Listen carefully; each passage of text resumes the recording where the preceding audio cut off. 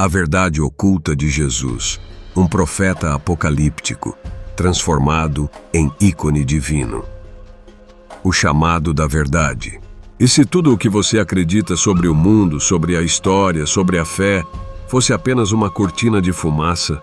E se a verdade, aquela que pulsa no fundo da sua alma, estivesse escondida sob camadas de narrativas, moldadas por mãos que nunca tocaram a areia quente da Judéia? Imagine um homem, não um Deus, mas um ser de carne e osso, caminhando por vilarejos poeirentos com olhos que ardiam de propósito, falando de um reino que não era deste mundo, ou era? Um reino que prometia virar o jogo, destruir as correntes da opressão, incendiar a alma dos oprimidos. Esse homem, chamado Jesus, não veio para trazer paz, mas uma espada. Ele veio para despertar. Mas o que aconteceu com o fogo que ele acendeu? Por que a história dele parece tão distante do que ele realmente foi? Bem-vindo ao Gênio Diferente GND, onde a verdade não é um destino, mas uma jornada. Inscreva-se, ative o sino e mergulhe conosco nesta busca.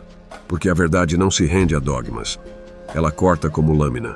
Você já parou para pensar? O que separa um profeta de um mito? O que transforma um homem comum, com sonhos de mudança, em uma figura que atravessa séculos, moldada por impérios, igrejas e agendas? Jesus de Nazaré não era um nome sussurrado em templos dourados. Ele era um rebelde, um pregador apocalíptico, um judeu que desafiava o poder romano e as elites religiosas com palavras que queimavam como fogo. Ele falava de um reino de Deus, uma promessa de justiça que chegaria como um trovão, não em milênios, mas na vida de quem o ouvia. Não passará esta geração sem que tudo isso aconteça, ele disse, mas o reino não veio. E o que restou foi um vazio que a história tentou preencher com novos significados. A igreja pegou suas palavras, seu fogo, e as transformou em algo maior, mais seguro, mais divino. Mas será que isso foi um erro? Ou foi um plano? Hoje vamos desenterrar essa verdade, cavar fundo, até onde as raízes da história se escondem. E no final você decidirá quem foi Jesus realmente. E o que sua busca pela verdade tem a ensinar sobre a sua própria jornada. Vamos começar com um convite. Pare por um segundo. Feche os olhos. Imagine-se no deserto, o sol ardendo na pele, o vento carregando o eco de uma voz que não promete conforto, mas mudança. Essa voz é de Jesus, um homem que não carregava coroas, mas cicatrizes. Ele não era o salvador de vitrais coloridos. Ele era um profeta, um sonhador, um revolucionário que acreditava que o mundo podia ser diferente, que o reino de Deus estava ao alcance das mãos. Mas o que aconteceu quando o reino não veio? Quando as nuvens não se abriram e o Filho do Homem não desceu? A história dele foi reescrita, suas palavras moldadas, seu fogo domesticado. E no processo, algo foi perdido. Algo que talvez esteja esperando por você agora, para ser redescoberto. Neste vídeo vamos caminhar por 3 capítulos. Primeiro, vamos encontrar o Jesus real. O profeta apocalíptico que desafiou o império com nada além de palavras e coragem. Depois vamos desenterrar os textos esquecidos, as vozes silenciadas que a igreja deixou para trás. E finalmente vamos enfrentar a grande questão: por que a verdade foi escondida? E o que isso significa para você, que busca sentido em um mundo que parece sempre escapar? Antes de começarmos, clique no like, compartilhe este vídeo com alguém que precisa ouvir a verdade e comente: o que você acha que foi perdido na história de Jesus? Vamos juntos nessa jornada. No coração da Judéia, há 2000 anos, o ar era pesado com o peso da opressão. Os romanos governavam com mãos de ferro, e o povo de Israel, esmagado por impostos e humilhações, sonhava com um libertador. Não um salvador de almas, mas um guerreiro, um rei, um Messias que restauraria a glória de Davi. Nesse cenário surge um homem. Não um rei coroado, mas um carpinteiro de Nazaré. Seu nome era Jesus. Ele não carregava espadas, mas suas palavras cortavam mais fundo que qualquer lâmina. Ele não prometia vitórias em campos de batalha, mas um reino que mudaria tudo. Arrependam-se, pois o reino de Deus está próximo, ele dizia, e as multidões se aglomeravam para ouvi-lo. Homens e mulheres pobres e desamparados viam nele a faísca de uma revolução. Não uma revolução de sangue, mas de alma, um chamado para despertar. Jesus era um profeta apocalíptico, um homem que acreditava que o fim do mundo, como o conheciam, estava à porta. Ele falava do Filho do Homem, uma figura misteriosa que viria nas nuvens trazendo justiça divina. Em verdade vos digo, ele proclamava, alguns dos que aqui estão não provarão a morte antes que vejam o reino de Deus chegar com poder. Suas palavras, registradas em Marcos, o mais antigo dos evangelhos, ecoavam a esperança de um povo cansado. Ele contava parábolas que desafiavam os poderosos. A história dos vinhateiros que mataram os servos do dono da vinha, uma crítica direta às elites que traíam seu povo. Ele falava de amor, mas não o amor suave dos poetas. Era um amor exigente que pedia tudo. Amai vossos inimigos, ele dizia, não porque fosse fácil, mas porque era a única forma de quebrar o ciclo de ódio. Mas Jesus não era apenas um pregador, ele era um perigo. Para os romanos, suas palavras sobre um reino diferente soavam como traição. Para os líderes religiosos, sua crítica aos fariseus e saduceus era uma ameaça à ordem estabelecida. Ele entrou em Jerusalém montado em um jumento, um gesto humilde, mas carregado de simbolismo. O Messias prometido, vindo não como conquistador, mas como servo. E isso selou seu destino. As autoridades não podiam permitir que um homem como ele continuasse. Ele foi preso, julgado, acusado de blasfêmia pelos judeus e de sedição pelos romanos. E então, numa colina chamada Gólgota, ele foi crucificado. Um fim brutal, reservado aos piores criminosos. Pregado numa cruz, ele morreu como milhares de outros rebeldes, com uma placa acima de sua cabeça. Rei dos Judeus. Ironia ou verdade? Talvez os dois.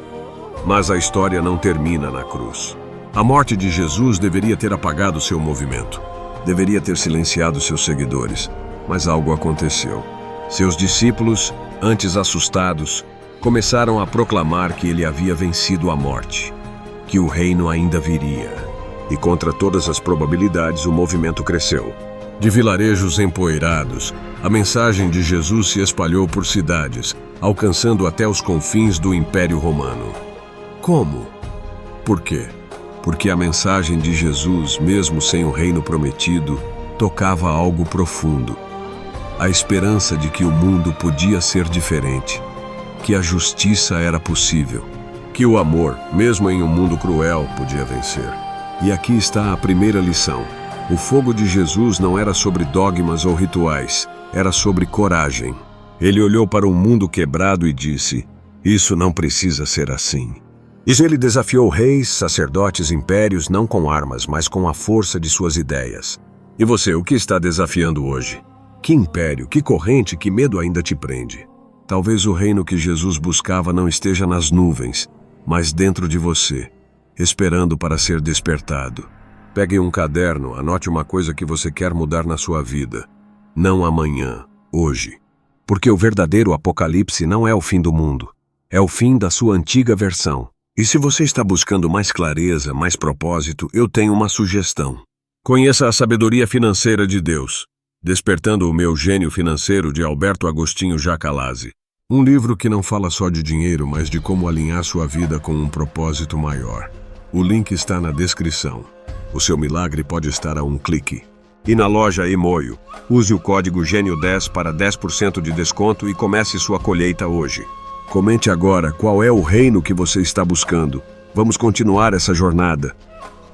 O que acontece quando a verdade é grande demais, perigosa demais para ser contada? Quando as palavras de um homem começam a ecoar além de sua morte, e outros decidem o que deve ser lembrado e o que deve ser esquecido. Após a crucificação de Jesus, seus seguidores não apenas pregaram sua mensagem, eles a transformaram. E no processo, algumas vozes foram apagadas.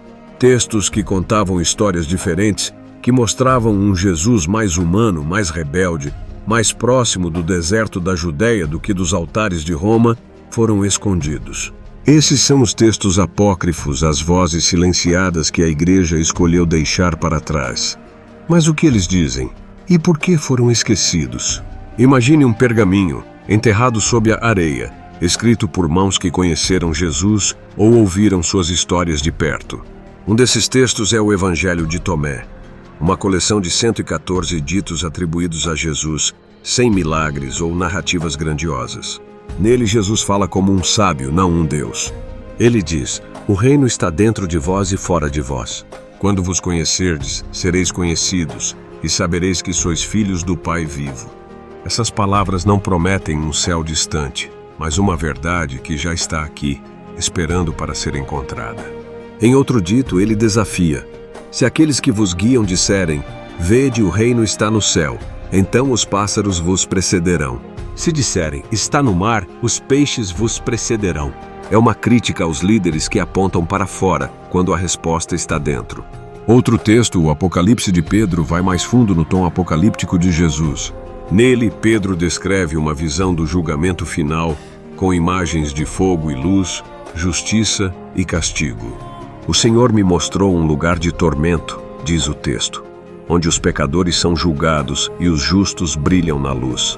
É uma visão crua, direta, que ecoa o Jesus que falava de um reino iminente, não de uma salvação etérea. E no Evangelho de Maria, Maria Madalena, uma discípula muitas vezes esquecida, recebe revelações de Jesus. O que está escondido será revelado, e o que está em trevas virá à luz. Aqui Jesus não é um salvador divino, mas um mestre que guia para a verdade interior. Por que esses textos foram deixados de lado? Porque eles desafiavam o poder. A Igreja, ao se consolidar no século IV, precisava de uma narrativa única, uma história que unisse, não que dividisse. Textos como o Evangelho de Tomé, com sua ênfase no autoconhecimento, ou o Apocalipse de Pedro, com sua visão apocalíptica radical, poderiam inspirar questionamentos, heresias, revoltas. Então a Igreja escolheu os 4 evangelhos, Mateus, Marcos, Lucas e João, e moldou a imagem de Jesus como um Salvador universal, não um profeta judaico. Eles transformaram o Filho do Homem, uma figura messiânica do judaísmo, em um Deus encarnado, igual ao Pai. E ao fazer isso, apagaram o fogo revolucionário de Jesus, substituindo-o por vitrais e altares. Mas essas vozes silenciadas ainda falam. Elas nos lembram que a verdade não é propriedade de uma instituição. Ela é uma chama que sobrevive mesmo quando tentam apagá-la. E aqui está a lição. A verdade que você busca, seja sobre Deus, sobre você ou sobre o mundo, nunca será entregue em uma bandeja. Ela exige que você cave, que questione, que enfrente o desconforto. Pegue um momento agora. Pergunte-se: que verdade estou evitando? Que pergunta estou com medo de fazer? Escreva isso. E decida: vou atrás dela, custe o que custar. E para te ajudar nessa busca, recomendo A Sabedoria Financeira de Deus, de Alberto Agostinho Jacalazzi. Um guia para encontrar não só prosperidade, mas propósito. O link está na descrição. Clique e descubra. E na loja Imoio, use o código GENIO10 para 10% de desconto. Sua transformação começa com um passo. Comente agora: que verdade você está pronto para desenterrar? Vamos para o próximo capítulo.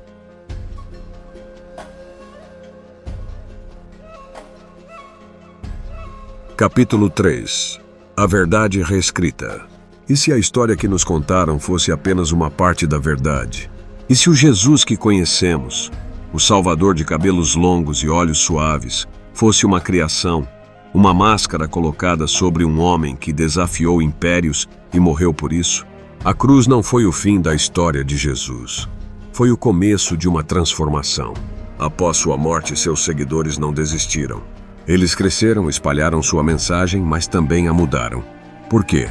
Porque a verdade de Jesus era perigosa demais para um mundo que queria ordem, não revolução. Quando Jesus morreu, o reino que ele prometeu não veio. As nuvens não se abriram, o Filho do Homem não desceu. Seus discípulos, confrontados com esse vazio, poderiam ter abandonado tudo. Mas eles não fizeram isso. Eles começaram a dizer que Jesus havia ressuscitado, que sua morte era parte de um plano maior. E com o tempo, a mensagem apocalíptica de um reino iminente deu lugar a uma nova narrativa. Jesus não era apenas um profeta.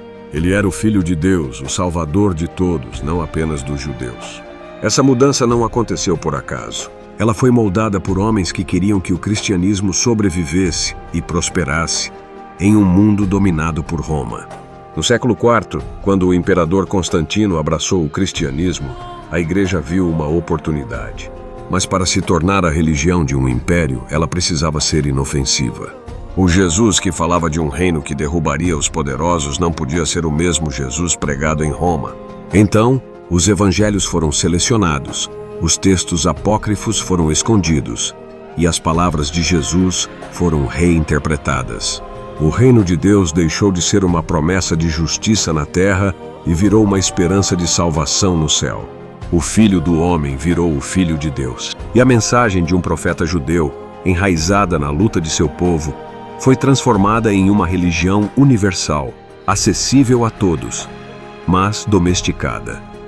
Por que isso importa? Porque a verdade de Jesus, a verdade de qualquer grande ideia, sempre corre o risco de ser reescrita. O mundo tem medo de vozes que desafiam, que pedem mudança, que exigem coragem.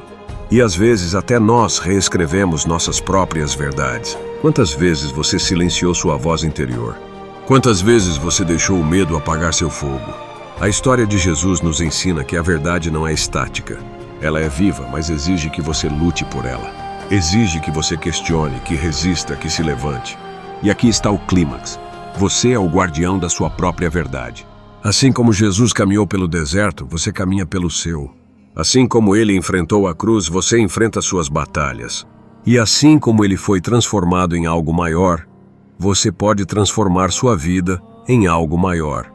Não é sobre ser divino, é sobre ser humano, com toda a força que isso carrega. Então levante-se. Escreva a sua história. Não deixe que outros a reescrevam por você. Para te inspirar nessa jornada, recomendo A Sabedoria Financeira de Deus, de Alberto Agostinho Jacalazzi. Um livro que te guia para alinhar sua vida com um propósito maior. O link está na descrição. Clique e comece agora. E na loja Imoio, use o código GENIO10 para 10% de desconto. Sua colheita está esperando. Comente agora que verdade você vai lutar para manter viva. Inscreva-se, compartilhe este vídeo e vamos juntos despertar o gênio que vive em você.